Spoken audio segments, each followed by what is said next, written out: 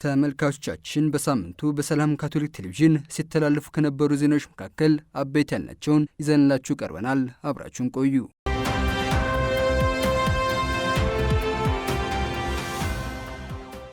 በመቂ ኪዳነ ምሕረት ካቶሊክ ካቴድራል ማዕረገ ክህነት ተሰጠ። ሚያዝያ 10 ቀን 2018 ዓ.ም በመቂ ሀገረ ስብከት መቂ ኪዳነ ምሕረት ካቶሊክ ካቴድራል ለዲያቆን ሚካኤል ፍቅሬ የማዕረገ ክህነት ተሰጠ።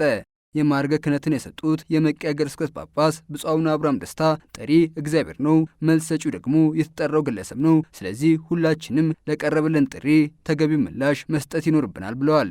በማዕረገ ክህነቱ መስዋዕት ቅዳሴ ላይ የአባ ሚካኤል ፍቅሬ ቤተሰቦች፣ የሀገረ ስብከቱ ካህናት፣ የገዳማውያን ተወካዮች፣ የዘራ ክህነት አለቃ ክቡር አባ ግርማ ያብራና ክቡር አባ ለማየሁ እንዲሁም ከተለያዩ ቁምስኖች የመጡ ምዕመናን ታድመዋል።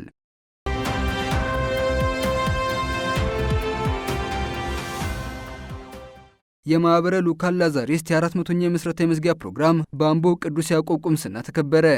ሚያዝያ 9 ቀን 2018 ዓ.ም በኢትዮጵያ ካቶሊክ ቤተክርስቲያን የላዛሪስ ገዳም በዓለም አቀፍ ደረጃ የተመሰረተበትን 400ኛ ዓመት መዝጊያ ሲያከብር በአምቦ መስማት ለተሳናቸው የሙያ ማሰልጠኛ ማዕከል አስመረቀ።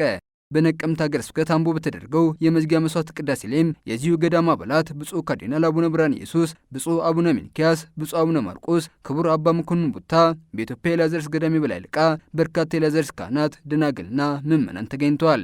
በዚሁ የመዝጊያ ስነ ስርዓት ላይም በተለይም መስማት የተሳናቸውን የሚያስተምር የሙያ ማሰልጠኛ ማዕከል ከፍቷል። የመዝጊያ መርሃ ግብሩ የተገነባውን የሙያ ማዕከል ያሰሩትንና ግባቶችን ያሟሉትን በማመስገን በጎ አድራጊዎች ከጎን እንዲቆሙ ጥሪ በማድረግ በብፁዓን አባቶች ጸሎትና ቡራኬ ተጠናቋል።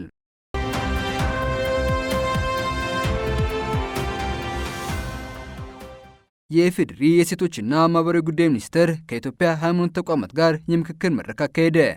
ሚያዝያ 14 ቀን 2018 ዓ.ም እኔ በሰውነቴ ከማንም አልበልጥም አላንስም እርሶስ በሚል መሪ ቃል የኢፌዴሪ የሴቶችና ማህበራዊ ጉዳይ ሚኒስቴር ከኢትዮጵያ ሃይማኖት ተቋማት ጋር በመተባበር የምክክር ጉባኤ አካሄደ። በመድረኩ የኢፌዴሪ የሴቶችና ማህበራዊ ጉዳይ ሚኒስትር ክብርት አርጎጌ ተስፋዬ፣ የአዲስ አበባ ሀገረ ስብከት ረዳት ጳጳስ ብፁዕ አቡነ ተስፋ ስላሴና በኢትዮጵያ ካቶሊክ ቤተክርስቲያን ጳጳሳት ጉባኤ ጠቅላይ ጸሐፊ ክቡር አባ ከተማ አስፋው፣ የተለያዩ ቤተ እምነት አባቶችና ተወካዮች ተገኝተዋል።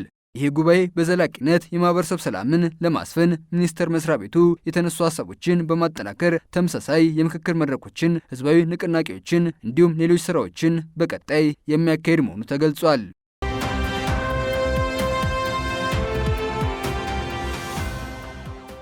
የርዕሰ ሊቃነ ጳጳሳት ሌዮ 14ኛ የአፍሪካ ሐዋርያዊ ጉብኝት በይፋ ተጠናቀቀ።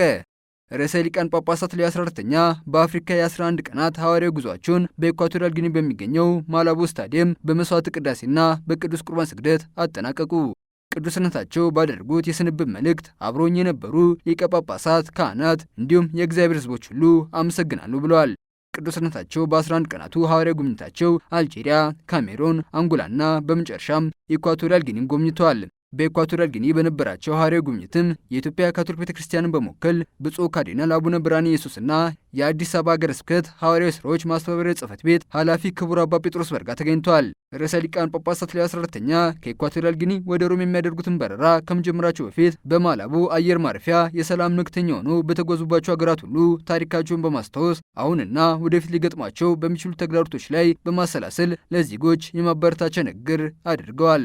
ተመልካቾቻችን በሳምንቱ በሰላም ካቶሊክ ቴሌቪዥን ሲተላለፉ ከነበሩ ዜናዎች መካከል አበይት ያልናቸው ይህን ይመስሉ ነበር።